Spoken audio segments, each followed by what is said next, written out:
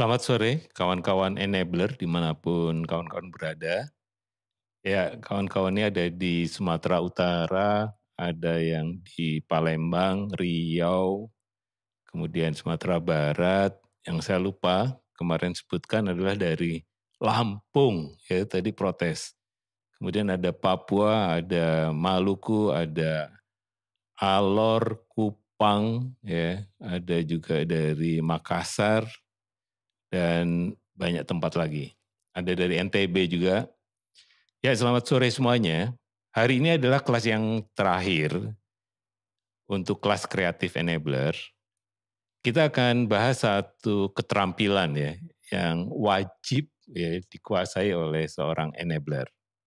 Kita sudah belajar tentang fasilitasi, kita sudah belajar tentang bagaimana memahami masyarakat lokal, kita sudah belajar juga tentang bagaimana kalau kita ingin mengubah mindset dan dikuatkan dengan Profesor Sahid ya hari ini, bagaimana sebenarnya pemajuan kebudayaan itu ada hubungannya dengan perubahan mindset, terutama bagaimana kita yakin bahwa usaha rakyat yang berbasis hutan itu adalah peluang untuk menjawab masalah-masalah yang dihadapi oleh dunia kehutanan. Nah, hari ini saya akan mengundang sahabat yang sangat menguasai ya bagaimana membaca kebijakan, membaca regulasi, bagaimana cara menganalisisnya, dan yang paling penting sebenarnya bagaimana kita juga meresponnya untuk tidak menyusahkan kita ya, untuk kita tetap bisa konsisten mendukung usaha rakyat yang berbasis hutan ini. Oleh karena itu tidak panjang lebar, saya akan undang sahabat saya Dahniar Andriani. Selamat sore Kak. Selamat sore juga Mas Dhani, apa kabar? Baik, baik. Ya kita berapa bulan ini sering banget ya ketemu di dunia virtual ya, karena ada Iya. kerja bareng. Saya panggil Niar aja ya, Iya iya, biar boleh. akrab. Niar, tolong jelaskan apa yang sebenarnya bisa disebut sebagai kebijakan atau regulasi atau bedanya regulasi dan kebijakan.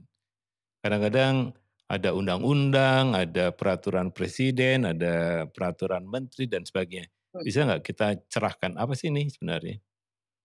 Secara sederhana aja ya, kalau kebijakan itu kan, dia lebih luas sih cakupannya, Mas. Jadi cakupan kebijakan itu bisa, produk perundangan itu sendiri, kemudian ada program-program pembangunan yang menjadi satu paket dan termasuk ada keputusan-keputusan atau ada satu situasi yang sifatnya politis. Sedangkan, regulasi lebih cenderung pada berbicara, pada hierarki peraturan perundangan yang ada, entah itu undang-undang, peraturan pemerintah, perda, surat keputusan, dan seterusnya. Sederhananya dimaknainya seperti itu. Kalau pernyataan pejabat tuh bisa dijadikan kebijakan nggak? Bisa aja. Bisa ya, Pernyataan jadi lisan maksudnya ya? Lisan ya, bukan yang tertulis ya? Bisa. kemudian sebenarnya bagaimana kita bisa menyikapi sebuah kebijakan ini? Karena kadang beberapa tahun terakhir ini kan kebijakan cepat sekali berubah ya.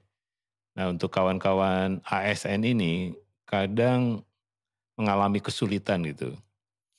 Di kebijakan yang lama begini, kemudian kebijakan baru berubah lagi, sehingga kadang apa yang sudah direncanakan itu tidak sesuai dengan apa yang ada di undang-undang yang baru gitu. Bagaimana sebenarnya kalau kita sebagai ASN ya, itu menyikapi itu? Apakah memang harus taat gitu ya dengan dan patuh pada undang-undang yang baru atau bagaimana sebenarnya? Iya, kawan-kawan ASN itu kasihan juga sebenarnya. Tapi memang, kalau belajar, hukum administrasi negara, mereka pasti harusnya bekerja berdasarkan, eee, rel itu, berdasarkan apa yang tertulis gitu. Itu agak sedikit, eee, membutuhkan kecerdasan hukum untuk membaca itu. Karena walaupun sebenarnya dia harus mengikuti aturan yang tertulis tadi, entah itu undang-undang, peraturan pemerintah, permen, dan seterusnya, atau impres mungkin atau ada instruksi lainnya, kadangkala di dalam, pasal-pasalnya seringkali ada peluang sebenarnya atau, di bagian peralihan biasanya itu, ketentuan peralihan biasanya itu ada kadang, atau biasanya juga kadang di bagian penjelasan, membuka ruang sebenarnya untuk melihat berdasarkan, konteks lokal sejauh itu tidak melampaui kewenangannya gitu.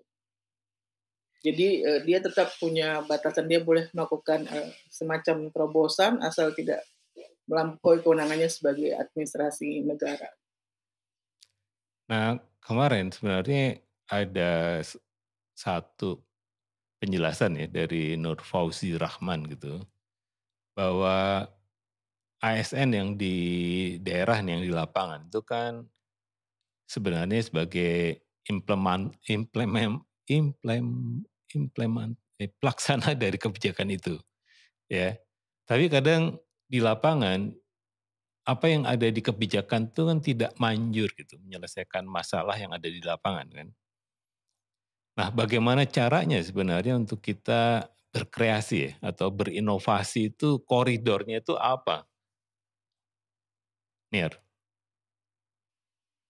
Iya, ini jawabannya pasti agak-agak sedikit, apa ya, tidak terlalu, jawabannya agak sedikit seperti, apa ya, bulat gitu, kayak jalan di tempat gitu. Jadi, kalaupun ada situasi misalnya sederhananya gini, eee, bencana alam misalnya yang paling gampang, walaupun sudah ada dana bencana misalnya, tapi kan kita tidak bisa memastikan bahwa nanti, ketika bencana itu terjadi, itu mungkin akan ada jembatan yang putus, ada sekolah yang hancur, kita kan nggak bisa prediksi. Tapi kerusakan sudah paling kita bilang akan terjadi kerusakan, akan terjadi kerugian material misalnya. Nah, lantas jembatan putus misalnya, ambil contoh. Sementara anggaran untuk jembatan itu nggak ada. Kalau jembatan itu tidak segera diperbaiki, itu akan menghambat, bukan hanya bukan hanya kehidupan ekonomi, juga misal jadi juga hal-hal dasar lainnya juga akan terbatas. Mungkin saja anak akan pergi ke sekolah, atau guru yang ngajar gitu, atau rumah pelayanan kesehatan juga akan jadi stuck gitu. Nah, seringkali kewenangan itu kemudian menjadi bermanfaat dalam situasi-situasi yang seperti itu tadi gitu. Jadi ada peluang untuk melakukan, tapi tidak dihitung, kan biasa bilang, "Wah, itu nanti korupsi." Kan penggunaan anggaran di luar, posnya, itu kan hitungannya korupsi. Secara sederhana ya, aku udah bilang berdasarkan pasal apa gitu, sederhana seperti itu.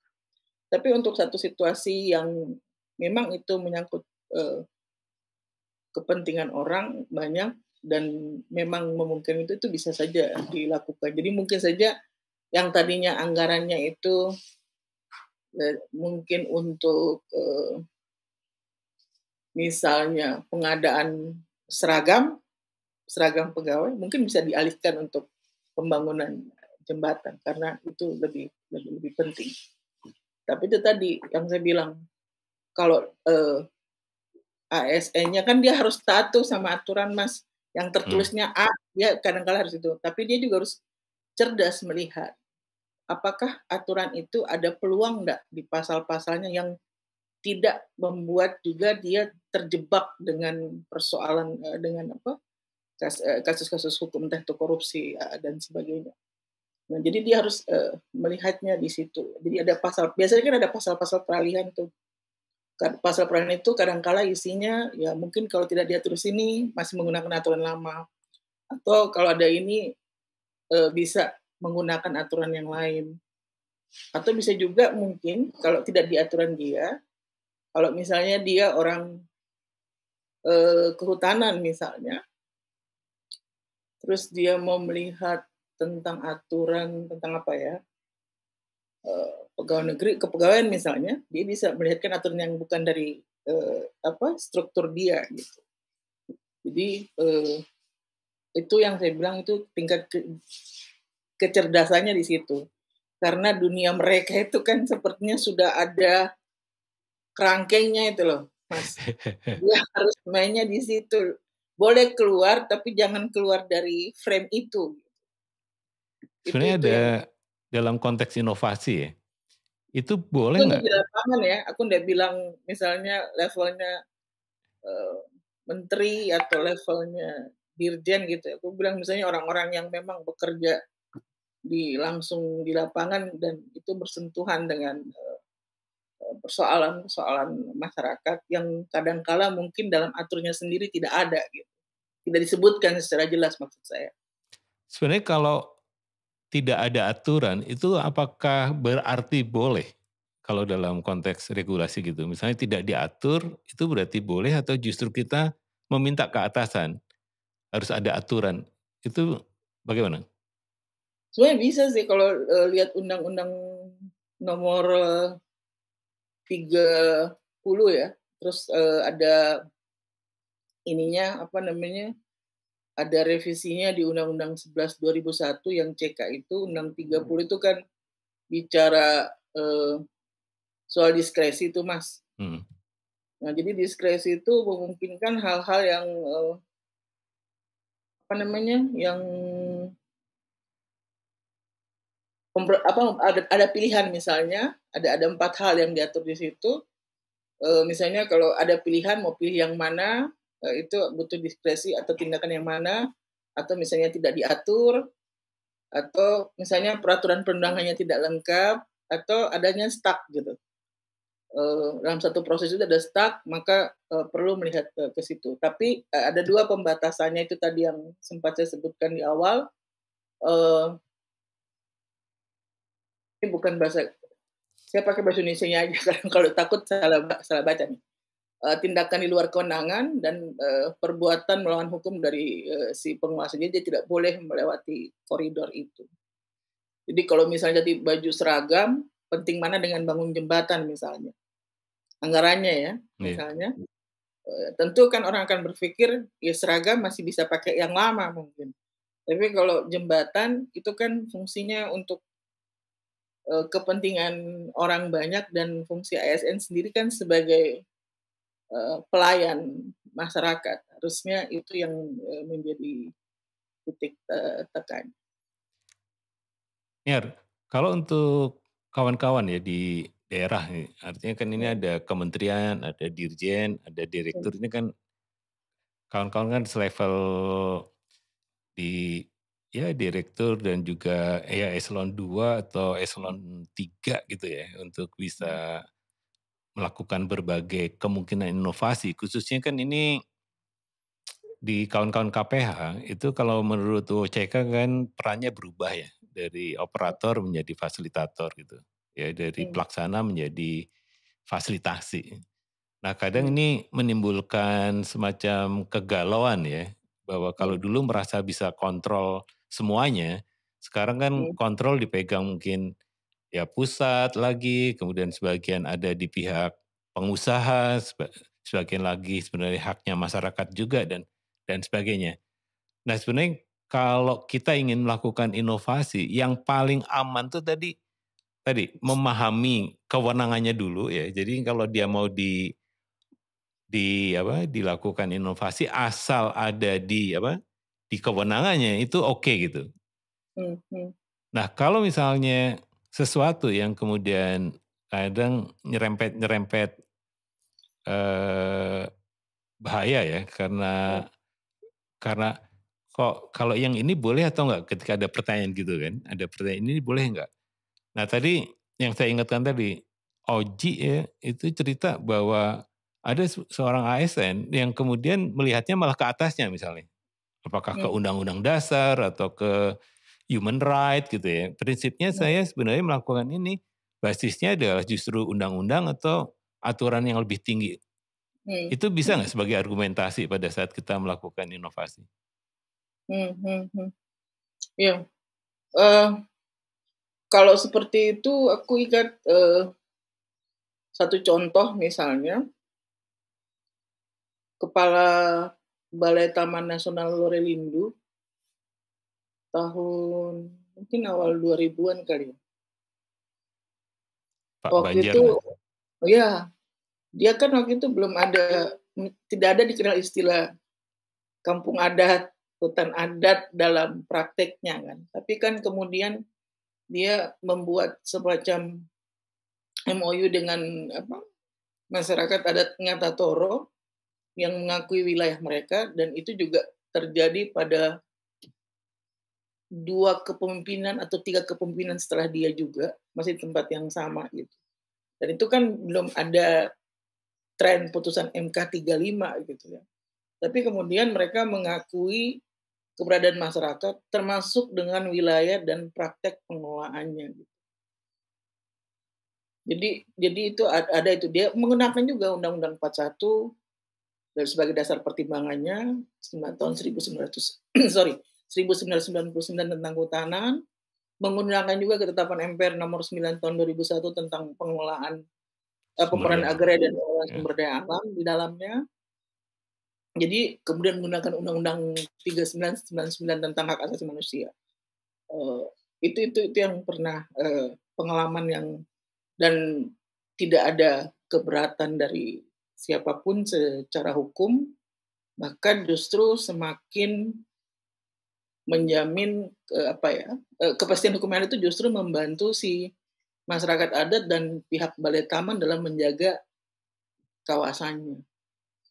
Itu praktek-praktek kecil di lapangan. Jadi terobosan yang mungkin tidak disebutkan secara, secara gamblang di atas, apa namanya, produk perundangan itu kemudian coba dilihat lebih jauh di mana ruang-ruang yang memungkinkan ada, itu tadi saya bilang kecerdasan hukum untuk membaca itu. Itu juga tidak harus, Pak Banjar bukan seorang sarjana hukum, dia orang kehutanan.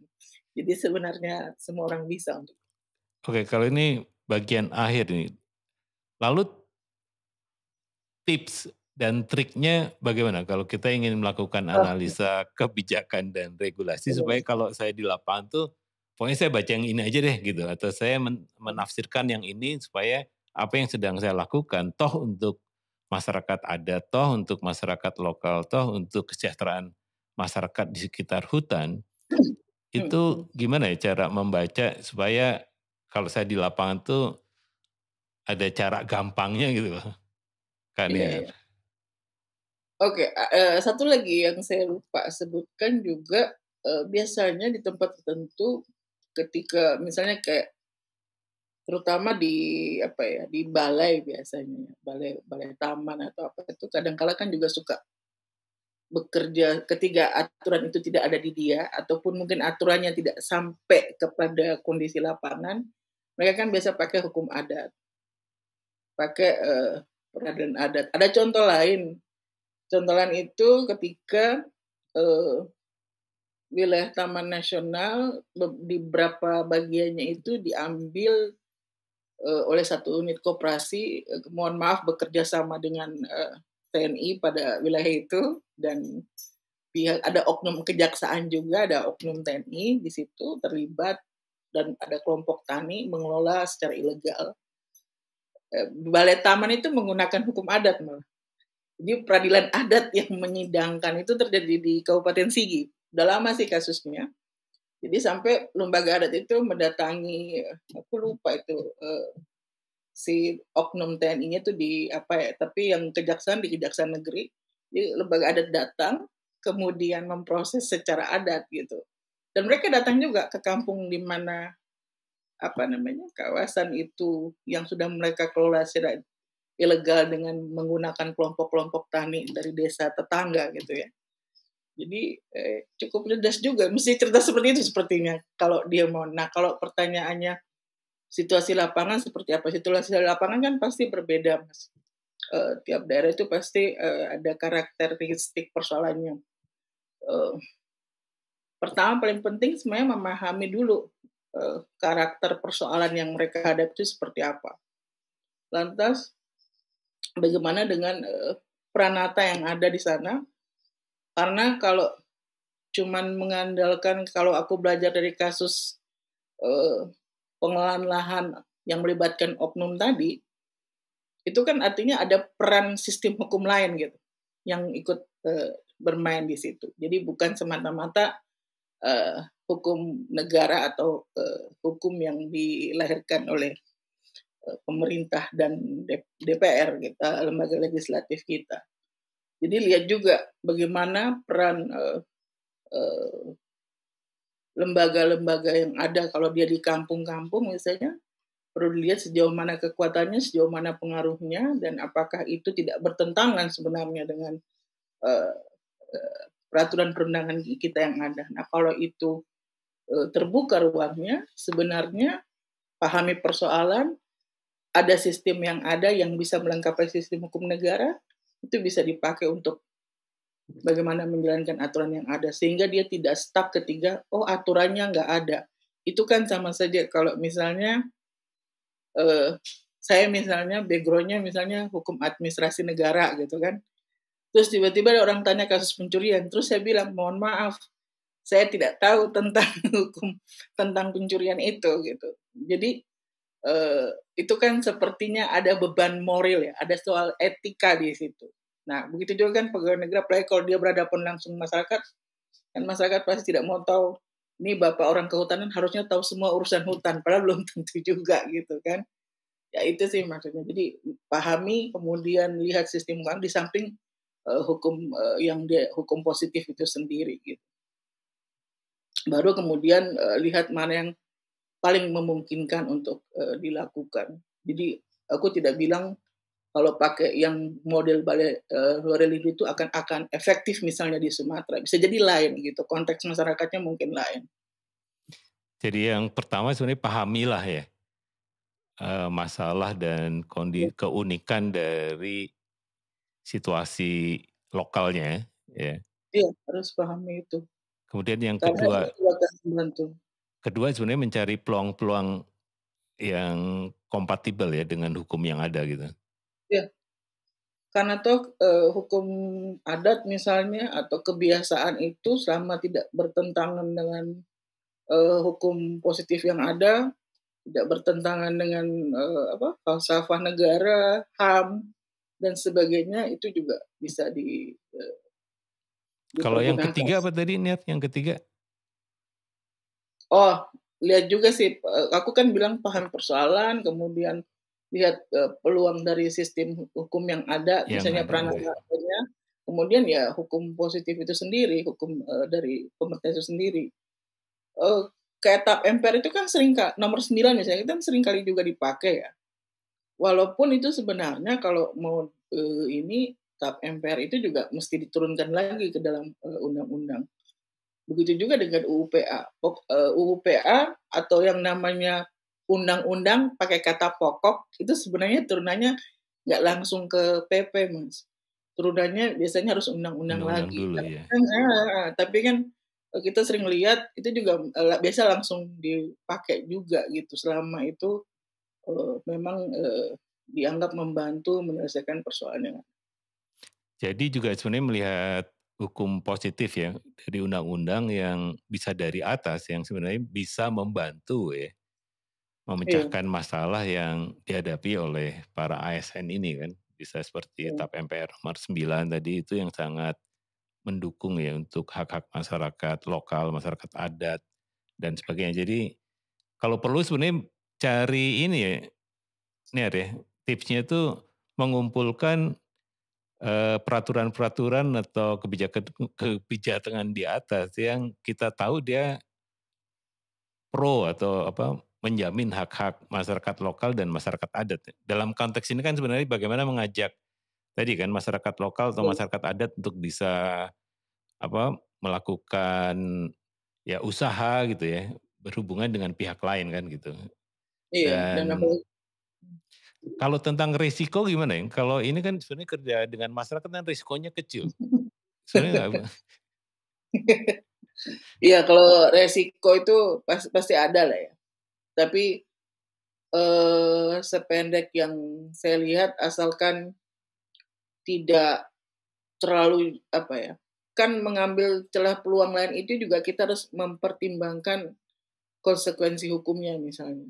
apa-apa saja yang mungkin terjadi. Jadi selama kalau dalam Undang-Undang 30 yang tentang aparatur 30/2014 yang kemudian ada revisi di Undang-Undang 11 2021 yang Cipta Kerja itu, selama tidak bertentangan gitu ya dengan, apa namanya, sesuai dengan peraturan yang selama itu tidak bertentangan di luar kewenangannya dan bukan merupakan sebuah perbuatan melawan hukum, eee, 2 hal itulah yang jadi ininya dia Mas, apa istilahnya, jadi dasar atau prinsip dia dalam melihat ini boleh ndak saya pakai atau ini masih kewenangan saya atau enggak gitu berdasarkan aturan yang ada. Jadi misalnya sederhananya kalau soal misalnya gini, orang kehutanan kan pasti dia akan berbicara ruang kerjanya di kawasan hutan tok gitu. Terus tiba-tiba dia bekerja di luar kawasan hutan, itu kan berarti di luar kewenangannya. Berdasarkan undang-undang loh, aku bicara berdasarkan undang-undang di negeri ini, bukan bicara soal ilmu pengetahuan atau soal advokasi gitu, ini harus dipertegas. Kalau advokasi mungkin akan cerita lain lagi gitu, tapi kalau dari segi undang-undang, orang kehutanan itu ruangnya adalah di kawasan hutan gitu. Sementara di luar kawasan itu urusannya si ATR BPN kan, itu yang ada di negeri ini gitu, diatur aja. Ya sederhananya seperti itu, Mek. Atau ada lagi yang bisa lebih spesifik berdasarkan situasi Kewenangan. yang hmm. Oke, ini Jadi negara lawan terakhir hukum nih, gitu. Kak Nia. Iya. Apa tips ya, tips paling ya mungkin pesan-pesan lah untuk teman-teman ASN yang ingin melakukan inovasi gitu? Iya iya iya. Inovasi kalau ada ketemu konflik atau ketemu apa, ketemu situasi lapangan yang bisa jadi itu tidak ditemukan dalam, tugas dan kewenangannya gitu ya. Iya, Nah, eee, pertama sebenarnya kita dulu kan pernah ngobrol ya, di atas hukum itu kan ada etika. Makanya di Fakultas Hukum itu ada mata kuliah terakhir namanya Filsafat Hukum dan Etika Profesi sebenarnya. Jadi diajar etika. Jadi di atas hukum kan, di atas aturan yang tertulis kan ada prinsip dasar. Saya pikir Pancasila dan Konstitusi UUD 45 itu sudah jelas arahannya mau kemana. Jadi selama itu tuh paling puncaknya tuh kalau mau mengambil sebuah tindakan, apalagi tindakan itu menyangkut, hajat hidup orang banyak. Kemudian yang kedua adalah ASN itu kan sebenarnya pelayan masyarakat, Mas. Jadi fungsi melayani dia itulah yang sebenarnya yang harus dia, kedepankan, tanpa melihat, siapa itu. Yang jadi problem di kita kan seringkali, mohon maaf, pada beberapa situasi fungsi pelayanan itu kan jadi lebih terbatas pada orang-orang tertentu. Itu kan yang kemudian seringkali menimbulkan, gap, menimbulkan perbedaan pendapat, menimbulkan, konflik itu sendiri. Jadi itu tadi, ada prinsip umum soal kemanusiaan, soal, yang semua dijamin di negeri ini. Kemudian fungsi ASN sebagai seorang pelayan masyarakat, jadinya dia ketika melihat persoalan itu dia tidak akan berat sebelah, melihat situasi itu dia tidak akan berat sebelah dan tidak ragu mengambil tindakan. Karena dalam contoh-contoh kecil tadi, ketiga pengakuan, masyarakat adat dan wilayahnya seperti yang terjadi di Ngatatoro dan Narena waktu itu juga tidak terlepas ketika mereka melihat, ya masyarakatnya memang mengatur sendiri wilayahnya, masyarakatnya memang mengerjakan wilayah itu, mengurus wilayah itu dengan baik, memanfaatkan dengan baik. Tidak ada satu hal yang diingkari bahwa mereka akan merusak kawasan itu. Itu jadi pertimbangan dasar. Bukan sekedar melihat, oh ada pasal ini, ada ayat ini dalam undang-undang ini atau dalam peraturan ini. Karena kalau dia langsung dibenturkan dengan pasal, maka ya dan tidak, hitam dan putih, ada atau tidak aturannya. Jadinya di situ. Tapi kalau tadi ada ketakutan nanti ada konsekuensi hukum, ya diperhatikan lagi nih, ini, yang dia akan lakukan tindakan apa.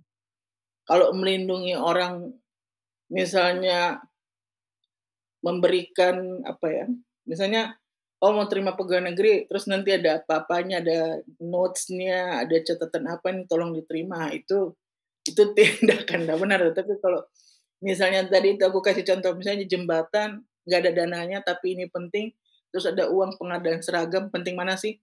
Seragam buat ASN atau jembatan yang di mana ASN juga akan lewat jembatan itu gitu, bukan hanya masyarakat.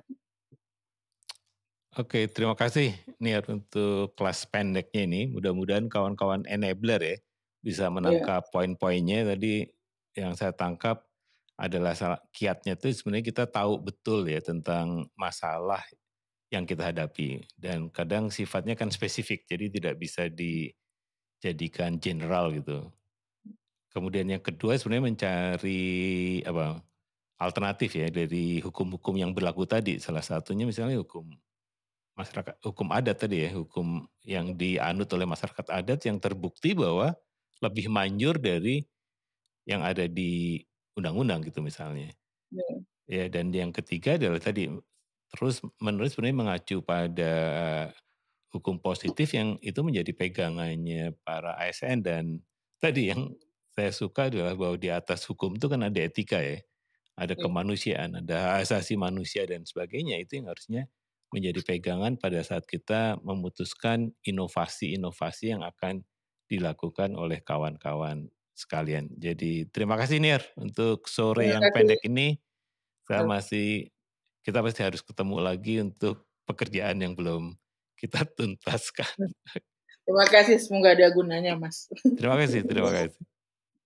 Oke teman-teman kelas, enabler, jadi itulah pengantar pendek ya tentang cara mudah untuk melakukan analisis regulasi, kebijakan, atau hukum yang menjadi koridor pada saat kita melakukan inovasi.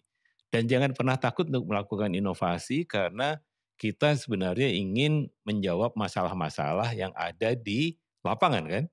Seperti di dalam proses yang kita sedang lakukan di tahapan pertama kan empati ya. Jadi memastikan bahwa kita memang sedang akan menjawab masalah yang dihadapi oleh masyarakat di lingkungan kita yang ingin kita bantu untuk mencapai kesejahteraannya. Nah, oleh karena itu jangan pernah menyerah untuk melakukan inovasi di dalam sebuah koridor.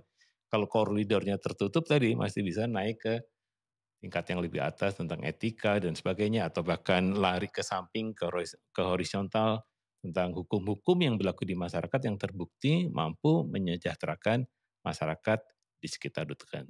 Jadi untuk yang pertanyaan hari ini, yang pertama adalah apa kesan Anda pada materi yang barusan tentang regulasi, kemudian apa pelajaran pentingnya yang kita bisa belajar dari isu ini meskipun sangat pendek nanti kita bisa sambil coaching ya, belajar tentang analisa kebijakan ini. Tapi yang penting adalah kira-kira apa inovasi sosial kawan-kawan enable dalam 2 bulan ke depan. Ya, nanti setiap bulan kita akan ada pertemuan dan harapannya kita akan ketemu di Solo untuk tadi kawan-kawan menemukan atau menyampaikan presentasi inovasi-inovasi sosial yang akan dilakukan.